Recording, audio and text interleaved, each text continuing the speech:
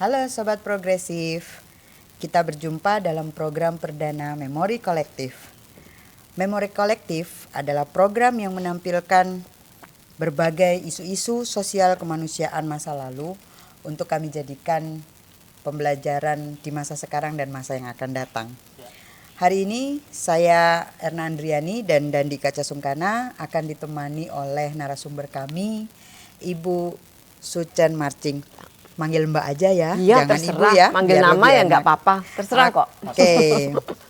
Sobat Progresif, Mbak Sucen ini seorang Indonesianis, penulis, dan beliau juga seorang feminis ya. Kita tahu bahwa begitu banyak pengalaman-pengalaman dan kerja-kerja beliau yang bisa menjadi inspirasi bagi kaum muda di Indonesia. Nah, Mbak Sucen, yang dari hasil kami riset ya, Mbak Sucen itu kan jadi dosen di beberapa universitas di Eropa dan di Amerika. Enggak, di SOAS saja. Saat ini di SOAS University, enggak beberapa. Nanti bingung. Enggak. Di SOAS University di London. Oke, ya, tapi University. pernah beberapa kali pernah mengajar di beberapa negara ya? Iya, pernah jadi dosen tamu gitu di beberapa. Oke. Iya, dosen tamu aja, tapi yang tetap di SOAS. SOAS University of London ya. Oke. Nah, di dalam disertasinya Mbak Sucen itu kan membahas tentang autobiografi dan buku harian perempuan-perempuan Indonesia, Mbak. Bisa nggak secara umum Mbak Sucen menceritakan apa sih yang dibahas dalam buku tersebut? Gini ya, jadi saya membahas bagaimana bedanya mereka itu mengekspresikan diri di ruang publik dan di ruang privat. Dan ternyata yang saya temukan itu, kalau di ruang publik jelas ya, kita tahu orang tuh berpura-pura jaim kan, yang namanya orang tuh kan selalu mencoba supaya publik itu tahu image kita yang ini gitu, tapi jangan yang itu gitu. Malu kan, kita kan mesti menjaga gitu. Tapi dalam ranah yang privat ternyata mereka tuh menyensor diri gitu. Mereka tuh masih menyensor diri sendiri. Jadi misalnya mereka bilang, oh kalau kita melakukan ini nanti gimana kata orang. Jadi kentara sekali dalam ranah privat pun mereka tuh menyensor diri sendiri juga. Ini kaitannya dengan apa namanya perkembangan media sosial itu. Dengan macam-macam. Yang saya lihat itu kan masa Orde Baru ya. Oke. Masa Orde Baru itu mereka menyensornya itu relasinya dengan politik, dengan agama, dan dengan sosial itu besar. Jadi waktu politiknya berubah, cara mereka mengekspresikan diri itu juga berubah. Dan itu kelihatan kan dari situ. Dalam diri kita sendiri itu ada sensor diri ternyata. Itu yang saya temukan. Jadi dalam disertasi itu Mbak Sucen melakukan riset terhadap apa ya perilaku perempuan Indonesia gitu. Iya. Itu wilayahnya di mana Mbak Sucen? Itu saya khusus waktu itu hanya di Jawa saja ya, jadi nggak kemana-mana, di Jawa saja. Sebenarnya saya nggak membatasi diri, kan, tapi akhirnya saya cuma di Jawa saja. Dari berbagai latar belakang sosial ekonomi. Berbagai latar belakang sosial ekonomi. Yang paling Mbak Sucen temukan dari perilaku yang semacam itu dalam konteks kebudayaan itu bermakna apa sebetulnya? Jadi kalau misalnya konteks kebudayaan itu sangat luas ya. Tapi dalam berbagai budaya itu sebenarnya ada yang namanya sensor diri, self censorship itu selalu ada sebenarnya. Tapi kadarnya berbeda-beda tentu saja, dan juga yang mempengaruhi berbeda-beda. Kalau yang di Indonesia ini pengaruh agama itu kuat sekali. Jadi agama yang satu dengan agama yang lain itu bisa beda gitu. Yang Kristen sama yang Islam sama yang apa itu sensor dirinya bisa berbeda-beda juga. Nah, itu gambaran di zaman era Soeharto ya, Mbak Sucen. Nah, kalau Mbak Sucen sendiri melihat bagaimana situasi dan posisi secara sosial maupun politik untuk perempuan Indonesia di masa sekarang. Di masa sekarang ya. kalau dibandingkan dengan Orde Baru dengan masa sekarang ya, sebenarnya perempuan tuh jauh lebih beragam yang masa sekarang. Sesudah Orde Baru jatuh, itu kan kemudian kita lihat sendiri partai politik juga bermunculan seperti apa ya? Karena mereka diberi kesempatan, kemudian jadinya bermunculan bermacam-macam sampai bingung kan. Ini partai politiknya segini, saya bingung. Waktu itu sempat bingung. Ini yang mana ini yang lebih bagus ini? Kebingungan jadi saya juga. Banyak orang kebingungan karena waktu itu kan mereka seolah-olah diberi kebebasan gitu ya, yang besar. Dan dari situ pun itu saya sebenarnya itu waktu saya bicara tentang self censorship, menyensor diri saya sendiri, itu sebenarnya menyensor diri sendiri juga sebenarnya. Dari Orde Baru dengan yang tidak, itu cara saya mengekspresikan diri beda jauh juga ya. Misalnya seperti apa? Misalnya gini, bicara tentang 65. Pada masa Orde Baru, saya itu nggak akan bicara tentang 65 seperti ini. Juga karena keluarga saya masih ketakutan, ya. Juga karena kami kan dari yang dikenal sebagai keturunan Tionghoa gitu kan, itu kan masih dianggap minoritas, masih sering disudutkan gitu. Dan itu yang masih ditekankan oleh keluarga saya. Jangan bicara macam-macam, itu waktu Orde Baru. Kuat sekali. Dan sekarang agak berkurang, tapi juga masih ada gitu. Dan kalau perempuan, apalagi kalau Tionghoa ya, kalian pasti tahu tentang Mei 98, itu juga merupakan teror dan trauma tersendiri bagi perempuan Tionghoa, itu ada traumanya. Ya. Ya. Ini soal perbandingan ya. Kalau di era Orde Baru dalam saya mau balik lagi ke disertasi tadi. Fokus dari riset Mbak Sucen di disertasi itu kan di era Orde Baru ya. Iya. Nah, kalau diperbandingkan dengan zaman pasca runtuhnya kediktatoran Orde Baru itu, posisi perempuan di Indonesia ini apakah mengalami progresivitas atau kemajuan dalam hal kesetaraan segala macam itu, atau seperti apa menurut pandangan Mbak Sucen? Kalau saya bilang ya, ini kan dengan jatuhnya Soeharto, itu banyak sekali organisasi-organisasi perempuan yang bermunculan. Ya. Jadi bagi saya itu yang namanya progres ada, kemajuannya ada.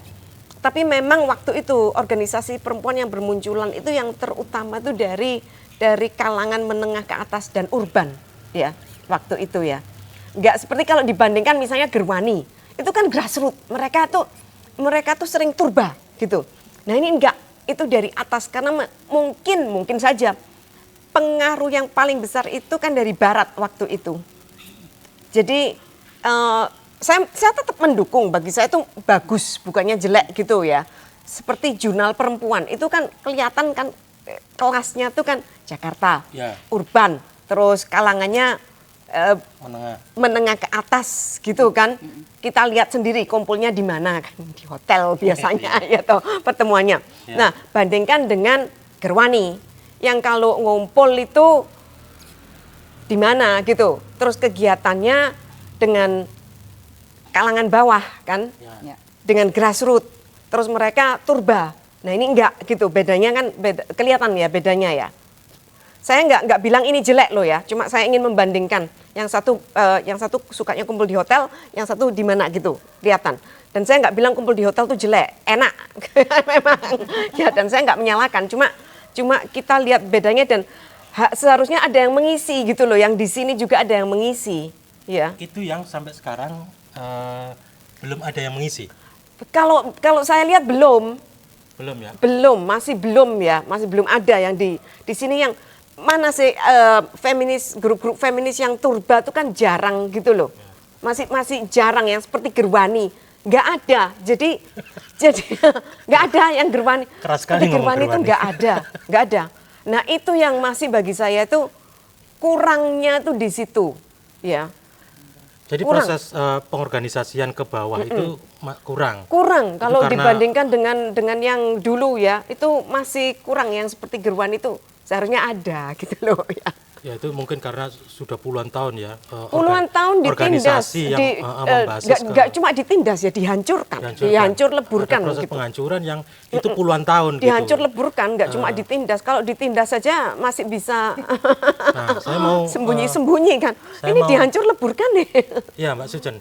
Kalau begitu menurut pandangan Mbak Sucen seharusnya gerakan perempuan di Indonesia supaya dia tidak mengawang-awang hanya menjadi dominasi di kelas menengah ke atas itu supaya bisa turba membumi di kelompok-kelompok sosial yang punya keterkaitan langsung dengan penindasan ekonomi politik, misalnya ke buruh, ke petani segala macam. Itu harusnya gerakan perempuan seperti apa supaya dia bisa lebih membumi. Waduh, saya belum mikirkan yang sungguh-sungguh ya. Tapi gerakan perempuan yang seperti itu kalau tidak didukung secara masif, susah. Kenapa? Dananya nggak ada. Iya kan? Dananya nggak ada, supportnya nggak ada, dukungannya nggak ada. Jadi kalau misalnya organisasi itu kan jelas butuh dana. Kalau misalnya nggak ada dana, paling enggak tuh ada dukungan yang besar. Kalau dua-dua ini nggak ada, susah. Dan sekarang ini pemerintahnya tahu sendiri kayak apa. Kenapa waktu itu zaman Soekarno, Gerwani itu bisa berhasil? Karena ada dukungan dari pemerintah. Ya. Ada dukungan dari pemerintah. Jadi masanya itu, jadi waktu mereka bergerak ke massa, itu nggak dihalang-halangi. Gitu loh. Oh, dukungannya dalam bentuk itu maksudnya? Nggak cuma duit ya, nggak cuma dalam bentuk duit, tapi dihalang-halanginya tuh loh. Kalau misalnya gini, kita misalnya mau turba dihalang-halangi, ya sudah kita pulang kan. Tidak hanya dihalang-halangi, diintimidasi. Terus kita bisa macam-macam apa gitu loh. Iya, kita nggak cuma dihalangi, terus kita bisa apa? Ya sudah balik kan, pulang. Ya. Nah kalau dulu karena ada dukungan, jadi kalau mau turba, kalau apa, nggak ada yang menghalangi, malah ada yang mendukung. Dan disambutkan dengan, jadi ada ini loh timbal baliknya yang karena nggak dihalangi, nggak diintimidasi, yang sana juga akhirnya menyambut. Jadi ada simbiosis mutualisnya akhirnya. Ya. Nah gini ini, kalau sudah dihalangi, diintimidasi, dipersekusi, simbiosis mutualisnya tuh nggak ada. Nah gimana mau maju kalau sudah gini? Mau gimana? Kita misalnya, kita sudah semangat. Oke, kita turba, kita kemana, kita itu.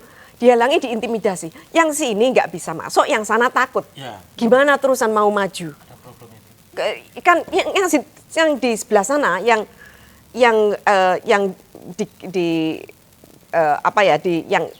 di grassroots-nya itu kan sudah diintimidasi, mereka nggak mau gerak, mereka nggak mau apa-apa. Kita maksa mau masuk juga mereka nolak kita kan.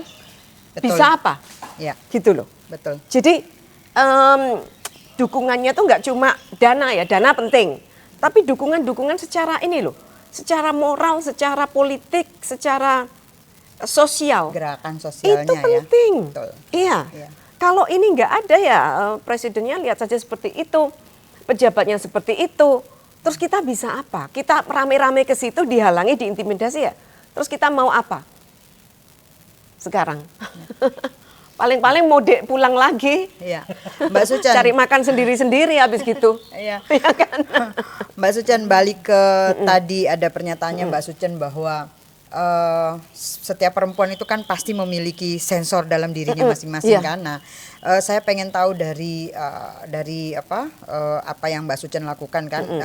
Artinya pasca 98 itu kemudian Mbak Sucen sensor diri itu menipis bahkan dihilangkan kan. Artinya dengan Mbak Sucen menulis buku dan macam-macam itu kan itu dengan sendirinya Mbak Sucen mulai mengikis sensor diri di era Iya, 98. iya. Nah, Mbak Sucen bisa nggak sih cerita apa yang kemudian memotivasi Mbak Sucen itu dalam melakukan penulisan atas peristiwa-peristiwa yang Iya.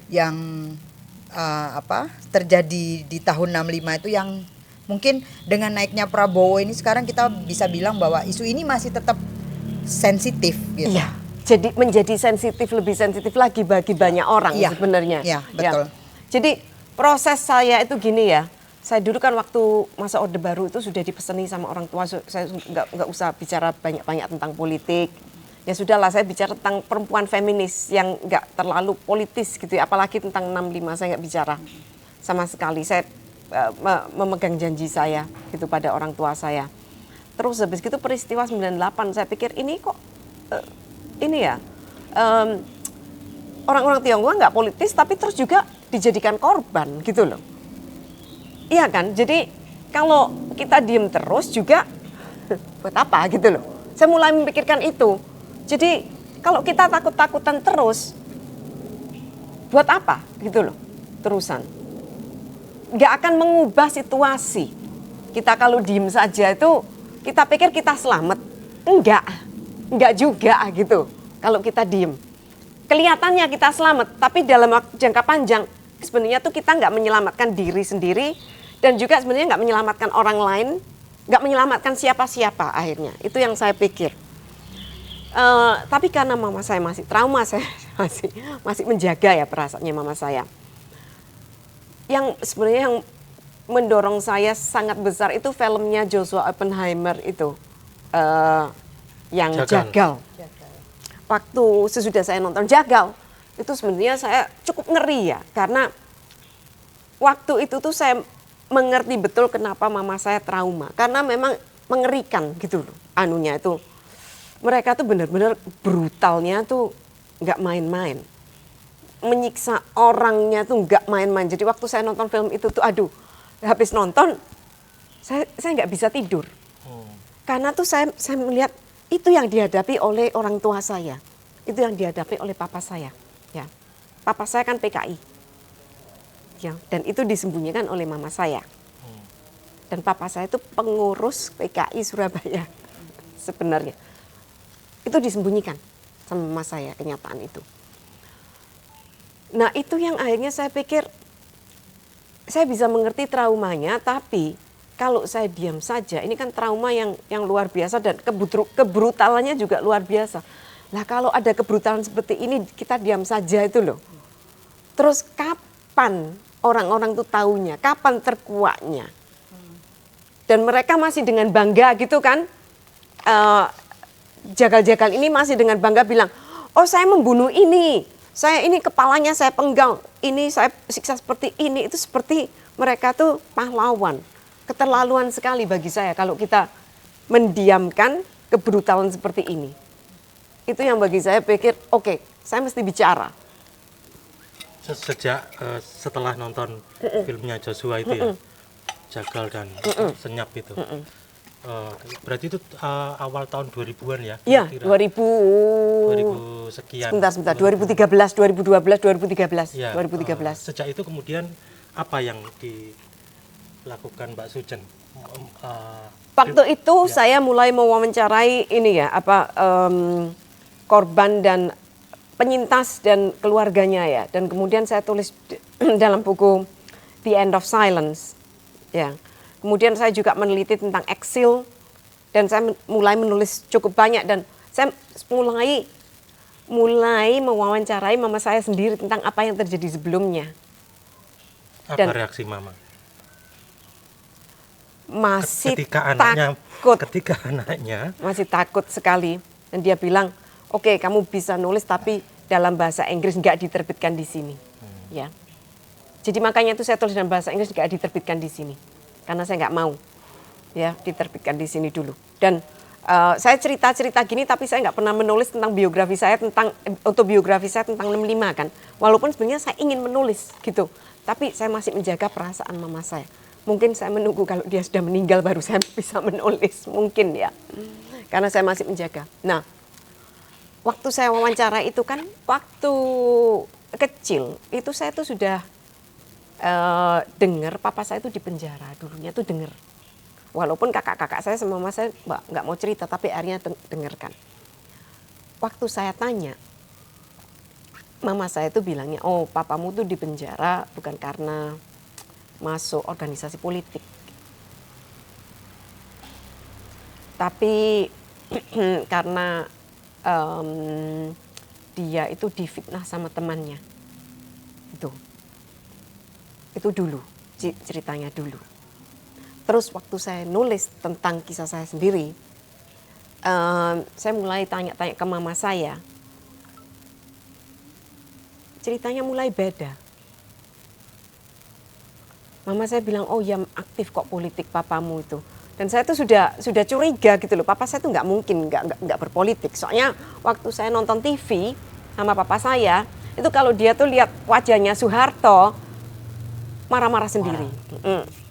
Terus kadang-kadang kalau ada berita tentang Amerika gitu ya, CIA apa gitu, dia tuh bilang gini, oh ini Amerika tuh, Soeharto tuh anteknya Amerika. Amerika tuh terus mulai maki-maki Amerika, gini.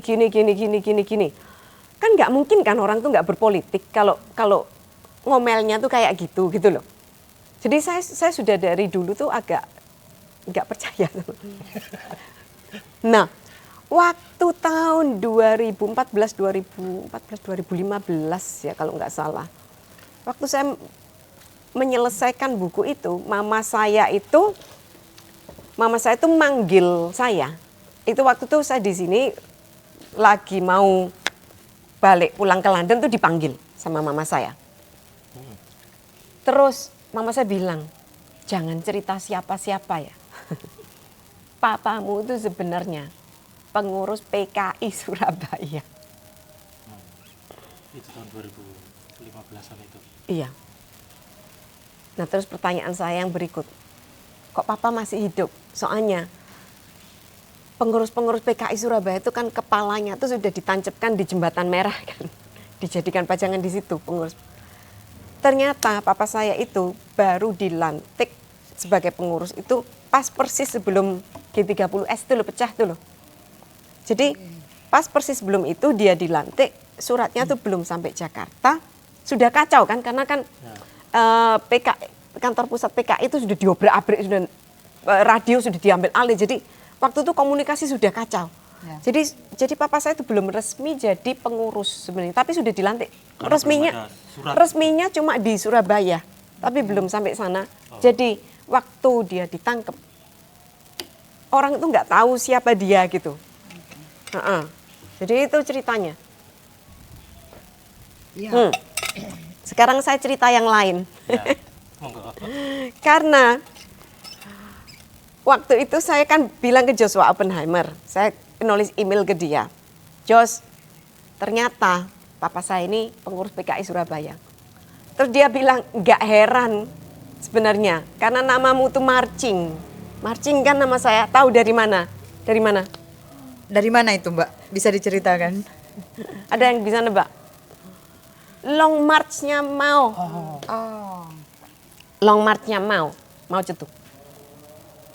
Kan waktu itu kan PKI kan afiliasinya ke Tiongkok ya.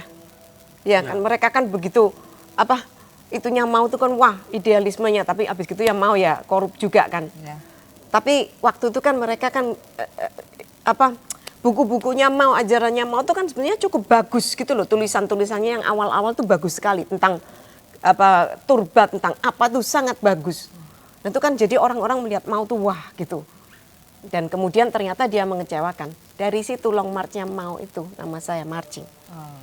Nah, jadi saya pikir papa saya itu kan nggak mau cerita tentang dia terlibat PKI atau apa gitu ya. Nggak ada yang cerita ke saya. Sampai papa saya meninggal tahun 98, papa saya itu meninggal tahun 98. Dia tuh nggak pernah cerita tentang masa lalunya, tentang dia di penjara, tentang keterlibatannya dalam PKI, nggak pernah cerita. Tapi saya pikir dengan meninggalkan nama seperti ini, mungkin dia itu ingin saya tuh kemudian itu mencari tahu juga. Gitu. Jadi ada harapan itu mungkin. Kalau enggak kan saya nggak dikasih nama seperti ini gitu. Kan saya lahirnya beberapa tahun sudah dia lepas, sudah dia dibebaskan. Iya Mbak. Dari Long March itu ya. Iya. Luar biasa. Seru ya ternyata. Dan orang-orang tuh mikirnya kan Marching tuh nama suami saya karena kan saya kawin sama bule gitu ya. Terus kadang-kadang mereka keliru, yang di sana pun manggil suami saya itu Mr. Marching.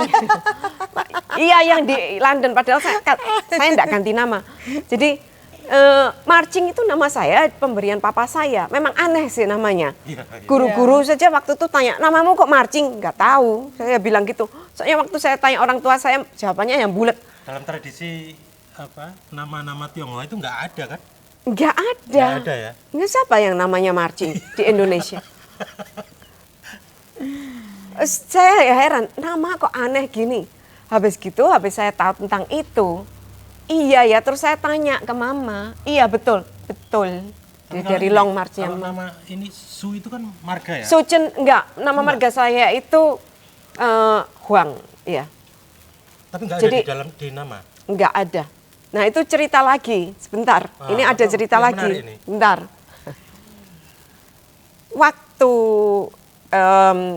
tapol-tapol itu keluar, mereka tuh kan dikasih cap.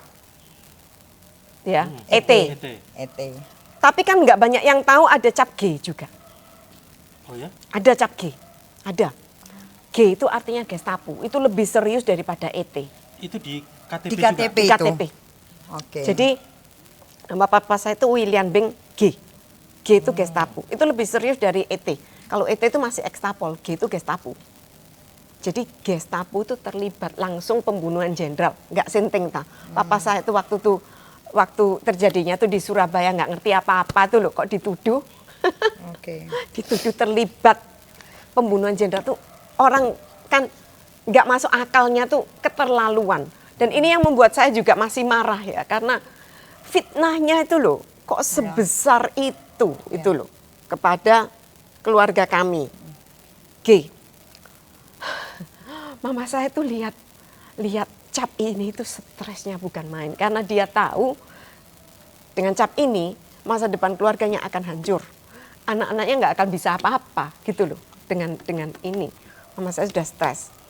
Kalau di papa tadi ada nama Huang. Jadi nama papa saya itu Huang atau Ui. Dalam bahasa Mandarin itu kan ada beberapa itu ya dialek ya.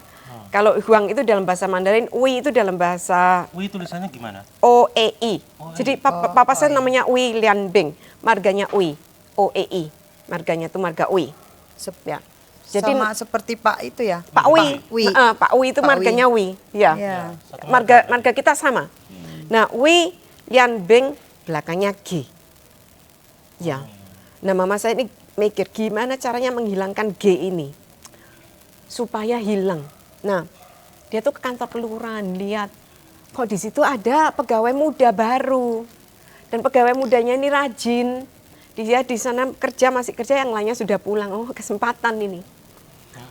Waktu itu semua sudah pulang, mama saya datang ke sana bilang, Pak, ini itu salah tulis, Pak, salah ketik. Ini tuh bukan G. Lalu apa? Go. Loh kok bisa, Bu? Oh. Gini, Pak. Suami saya itu kan bapaknya meninggal waktu dia muda. Jadi suami saya itu namanya ikut nama ibunya. Nah, kok kebetulan ibunya papa saya itu nama marganya Go. Ini loh Pak, namanya ibu mertua saya ini Go.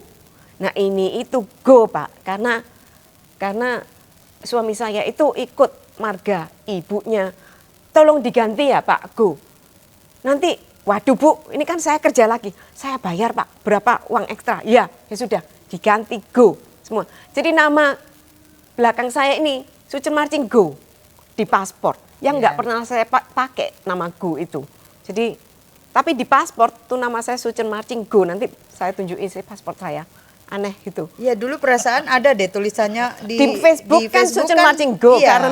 karena kan mesti pakai paspor waktu itu. Iya. Ternyata itu ada kaitannya dengan Gestapo tadi. Iya, nah sejak itu kan diganti semua kan. Iya. Ya kita sudah hilang capnya gitu. Oke. Lucu kan? Morat-maritnya admin Indonesia Iya. ternyata membantu gitu. Habis gitu, mama saya pindah dari sana tuh pindah ke sini karena ketakutan kan biar jejaknya itu. Nah, morat-maritnya admin Indonesia tuh membantu kita menghilangkan cap itu edan ya. Suka sekali dengan musik. Dia tuh sebenarnya seperti saya tuh kalau waktu muda tuh dia yang ngajari saya gitu loh, dia yang mengarahkan saya. daripada orang tua saya. Soalnya orang tua saya tuh sibuk sendiri cari duit. Dulu kan waktu kecil kita miskin banget gitu ya. Jadi mereka sibuk sendiri cari duit, akhirnya lupa ngurusin anaknya kayak gitu. Dan saya nggak nyalakan sih karena papa saya juga di penjara apa segala macam gitu kan. Nah, waktu dibelikan piano, saya tuh sudah suka mainan dengan piano itu. Bagi saya itu seperti ngarang lagu itu seperti mainan dengan nada-nada. Jadi waktu piano tuh datang, pianonya sebenarnya piano murah. Piano murahan, karena papa saya nggak ada duit. Tapi kita semua pengen dibelikan piano, akhirnya ya maksalah beli piano yang murah-murah. Jadi saya sudah mulai ngarang-ngarang sendiri waktu saya kecil. Kecil itu usia berapa? Umur 9 tahun gitu, saya sudah ngarang sendiri karena suka, karena bagi saya itu seperti mainan. Jadi kok ini digabung, ini jadi lagu gitu, saya suka sekali. Berarti ada jejak karyanya mulai kecil itu? Sudah ada, tapi terus saya buangi itu, waktu kecil tuh karyanya saya buangi. Karena dianggap mainan? Karena saya anggap mainan. Oh ini seneng gitu ya, ini bagus buang, ini buang gitu. Emang nih. Iya, jadi saya buangi, soalnya kan dianggap saya mainan. Nah terus saya dileskan piano, main saya nggak karu-karuan, soalnya saya nggak suka baca not. Iya. Saya suka dengarkan ya lagu yang saya karang sendiri. Jadi guru piano saya itu sering marah-marah sama saya. Nah terus saya ketemu dengan komponis Slamet Abdul Syukur. Terus dia tuh waktu itu umur berapa, 17 atau 18. Dia lihat karya saya, dia tuh bilang, kamu itu bukan pemain piano kamu itu. Kalau kamu main piano, kamu tuh nggak bisa main yang beres. Soalnya kamu tuh kepingin main apa yang kamu ingin dengar, bukan apa yang tertulis gitu loh. Kamu tuh komponis, bukan pianis. Kamu mestinya ke itu aja, ke konsentrasimu tuh ke komposisi saja. Dia tuh yang bilang gitu. Dan akhirnya saya belajar sebentar ke dia dan betul ternyata kalau saya suruh main enggak tahan, kalau ngarang seneng gitu. Jadi mulanya dari situ. Itu ada penemu bakatnya ya. Slamet yang mengarahkan ke sana. Ketemunya dengan Pak Slamet itu, Pak Slamet Abdul Syukur itu bagaimana? Kebetulan saya ada konser, ada dia, terus saya bilang di Surabaya? Di Surabaya, ada dia, terus saya bilang, Pak saya juga suka ngarang. Oh iya tunjukkan karangannya ke saya gitu, saya tunjukkan, terus dia tanya mau belajar tuh sama saya. Loh ya mau, soalnya kan waktu itu saya ngarang-ngarang sendiri. Terus ya maulah, ya dari situ. Ya, Slamet Abdul Syukur itu pianis hebat yang dipunyai. Komponis ya, bukan komponis ya. Hebat yang dipunyai Indonesia dan domisili di Surabaya ya. Iya, jadi saya sempat belajar. Ada yang lain lagi sebetulnya Bu Pichen ya. Iya. Ya, jadi kita punya dua dulu musisi hebat. Komponis hebat. Yang dari Surabaya. Mbak Sucen punya apa namanya kesempatan luar biasa bisa ketemu mereka dan belajar dari dan sekarang menjadi komponis yang juga hebat. Berapa karya yang sudah dihasilkan Pak Sucen? Banyak ya, yang serius yang masih saya simpen paling sekitar 20-an gitu. Yang saya buang lebih banyak lagi. Soalnya kan saya anggap main. Karya kok dibuang.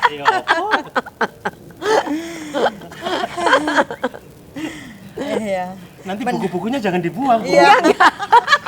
Menarik ya ternyata ya cerita dan berbagai macam pengalaman. Loh, saya dulu tuh juga pernah ngarang cerpen saya buang soalnya saya anggap mainan juga.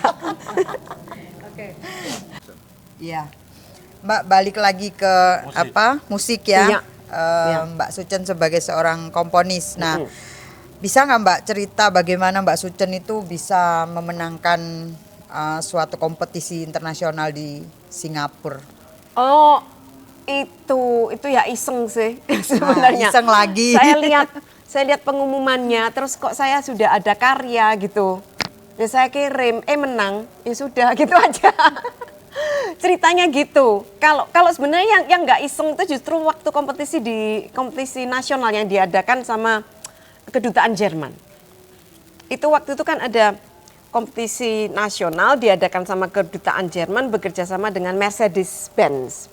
Di sini? Di Jakarta. Di Jakarta. Di Jakarta. Dan jurinya waktu itu tahu Dietermark ya.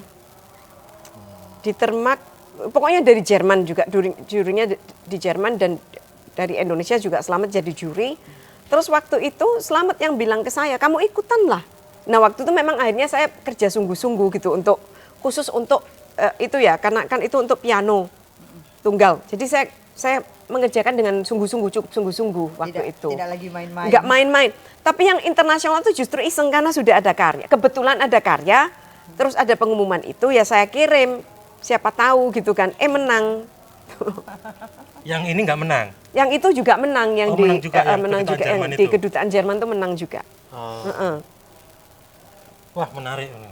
Banyak prestasi, banyak karya dari Mbak Sucen yang bisa menginspirasi semua sobat progresif ya. Mbak Sucen, setelah ngobrol soal perempuan, soal 65, soal musik dan lain-lain, ini ke pribadi lagi. Iya, silakan. Ternyata hasil riset kami, Mbak Sucen menjadi penyintas kanker ya. Kalau bisa mau diceritakan sejak kapan itu terjadi dan bagaimana Mbak Sucen menjalani hidup sebagai penyintas. Iya, kanker itu sel-sel kanker itu cinta sama tubuh saya. Jadi bolak-balik gitu loh hinggap. Jadi pertama kali itu saya kena kanker itu 2001 ya. Iya, 2001. Kalau nggak salah. Sebentar. Sampai lupa ya, Mbak.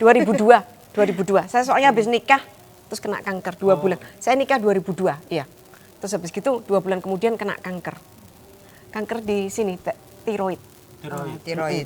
2002 dioperasi di radioterapi. 2003 kembali lagi kankernya. Jadi mesti di radioterapi lagi. Terus saya pikir sudah nggak kembali ya. 2005 kembali lagi. Sampai saya sempat down ya 3 kali kan. Kalau 2 kali masih nggak apa-apa gitu loh. Ini 3 kali kembali lagi. Aduh rasanya kok sampai stres saya ini. Untungnya suami saya tuh sangat-sangat mendukung ya. Jadi dia tuh yang merawat saya. Sangat sebenarnya luar biasa dia tuh merawatnya. Waktu itu sudah tinggal di... Saya tinggal di London 2005. Barusan pindah ke London. Jadi 2002, 2003 tuh saya masih di Australia. 2005 saya pindah ke London karena suami saya dapat pekerjaan di situ. Dan karena saya masa penyembuhan kanker, saya tuh nggak bisa apa-apa kan lemes gitu. Kerja ya enggak. Ini saya pengangguran, kerjanya di rumah tuh ngomel. Karena kan sakit semua. Ya. Ya, kerjanya di rumah ngomel. Suami saya tuh kok untung sabar, sudah masak kan dengar omelan saya. Selama bertahun-tahun loh itu. Ya, tapi itu support yang luar biasa ya, Mbak ya. Ya, kok kuat ya. Ya kuat, ternyata kuat gitu loh. Soalnya saya kalau lihat balik itu ya, amit-amit ya. Kalau saya yang jadi suami saya tuh Mungkin saya minggat duluan ya. Iya mungkin loh ya. Soalnya saya itu kan sudah sakit. Dia yang masak kan, dia yang ngeladeni. Saya kan saya nggak bisa apa-apa. Kadang-kadang muntah, kadang-kadang apa gitu ya. Dia yang ngeladeni, masih ngomel. Masih ngomel namanya orang sakit kan. Ya, mulutnya nggak bisa direm. Betul. Dan nganggur kan. Saya merasa gini loh. Saya sekolah lama-lama gini ya. Sudah sekolah jauh-jauh. Sudah PhD. Sakit kanker sekarang nganggur. Jadi kan merasa kayak apa sih gitu loh. Bener-bener down-nya tuh bener-bener nggak karuan, nganggur. Saya cuma jadi gini gitu. Jadi ya suami saya nggak bisa apa-apa. Dan waktu itu kan karir suami saya juga, kan kita waktu sama-sama PhD-nya sama-sama bareng gitu. Dia jadi dosen di sana, saya masih pengangguran. Itu bagi saya tuh kayak stres gitu. Jadi dia cuma bilang gini, saya nggak bisa apa-apa lagi dengan kamu. Jadi apapun yang kamu mauin nanti saya dukung, gitu saja. Dia bilang gitu. Nah itu kan support dari suami lah. Tapi dari dalam dirinya Mbak Sucen sendiri itu apa yang menjadi motivasi? Aku harus sembuh. Ya pertama kali nggak ada karena stres. Mikir itu nggak ada, motivasinya tuh nggak ada. Tapi akhirnya justru yang memotivasi saya itu karena waktu sudah mulai membaik. Terus saya tuh berpikir apa yang mesti saya lakukan gitu loh. Saya sudah mulai membaik. Jadi hidup ini untuk apa? Gitu kan. Sejak kapan merasa mulai membaik itu? Mulai sekitar 2007-2008 itu saya mulai merasa setelah 2-3 tahun ya. Agak sehat ya. Dan saya mulai kerja waktu itu sebagai dosen honorer saja. Mulai kerja sebagai dosen honorer di SOAS di beberapa tempat tuh saya mulai kerja. pelan-pelan seminggu 1-2 kali, tapi dosen honorer tahu sendiri kan gajinya kayak apa ya, juga. Nah waktu itu akhirnya sempet karena jadi dosen honorer saya tuh lihat koran gratis yang dibagikan di London.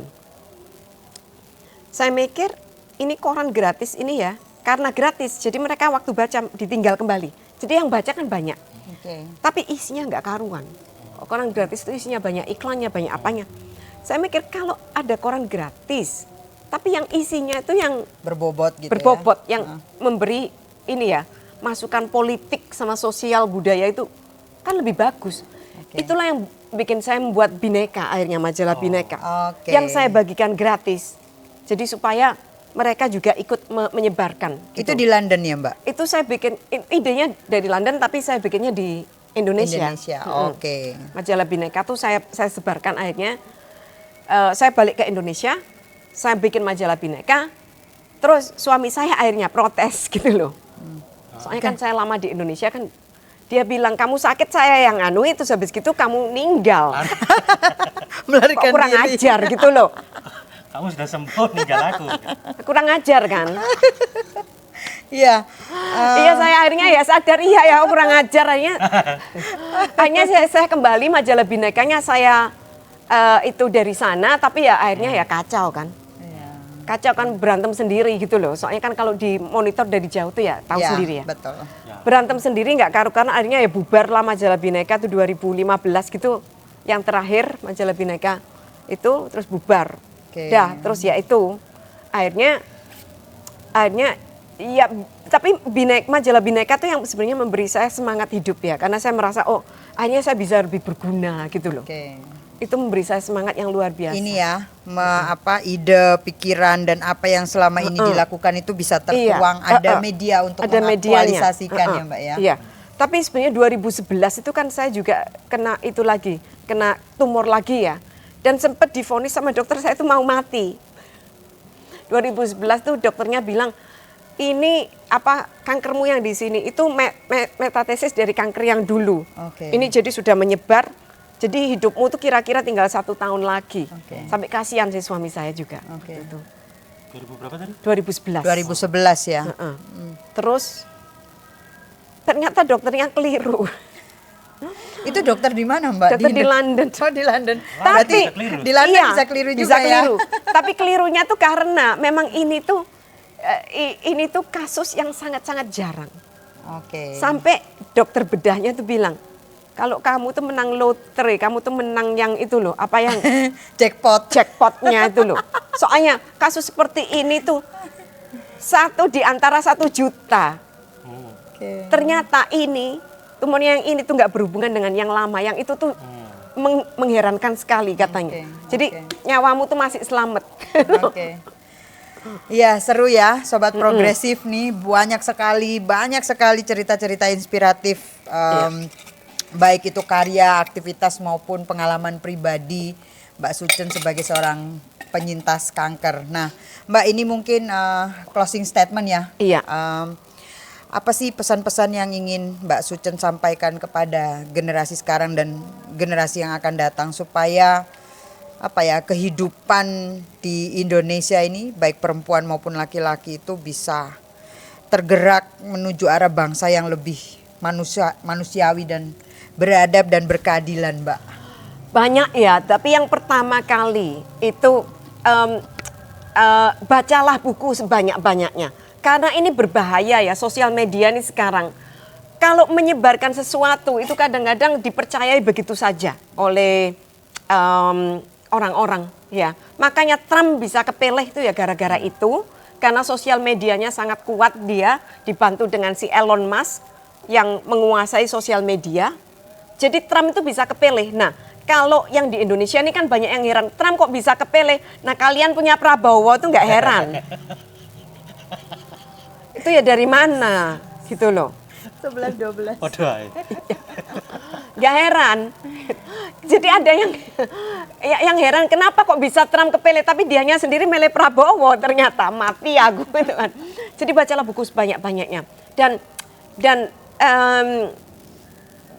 pikirkan juga tentang masalah HAM ya, karena masalah HAM itu kalau kalian tuh nggak memikirkan tentang masalah politik, kalian tuh akan digunakan oleh politik. Dan kalau kalian tuh nggak memikirkan tentang HAM-nya orang lain, nanti itu diri kalian sendiri itu juga ikut jadi korban secara nggak langsung. Karena orang-orang sekitar kalian juga jadi korban. Jadi pikirkanlah itu, politik dan HAM sebesar-besarnya masyarakat itu, pikirkan. Jadi jangan mikirkan cuma diri sendiri, yang penting enak, dapat makanan enak gitu ya. Yang saya lihat orang-orang itu kan sukanya, sangat suka hura-hura, dan ya hura-hura penting. Saya nggak bilang hura-hura nggak penting, makan enak penting, ngafe, ngobrol di kafe itu penting. Tapi jangan selalu itu saja. Dan saya tuh sudah bosan kalau gitu, terus kelamaan ya, keseringan. Ngumpul di kafe, gedabrus gitu saja. Sekali-sekali boleh, karena saya juga ingin ketemu teman. Tapi kalau terus-terusan kelamaan seperti itu, saya nggak perlu gitu kebanyakan. Dan rasanya kalau di sini pun saya merasa hura-hura saya itu kadang terlalu banyak. Karena itu saya kepingin kalau di sini itu kalau misalnya ada UU apa ini TNI apa segala macam, saya ingin saya bisa ngadakan demo ini kali ini. Mumpung saya di sini. Ayo kita demo bareng. Oke, Mbak Erna. Iya. Masih ada yang Sudah. silakan. Oke. Itulah sobat progresif, berbagai kisah dari seorang Sucen Marching. Ada Go loh ya di belakangnya yang punya cerita menarik. Iya, nggak tahu namanya siapa tuh. Iya. Marchingnya tadi Iya. juga Marchingnya juga ada. Marching juga punya cerita spesial gitu ya. Bagaimana orang tua memberikan nama Marching kepada Mbak Sucen ini ya. Demikian obrolan bincang kita hari ini dengan Mbak Sucen.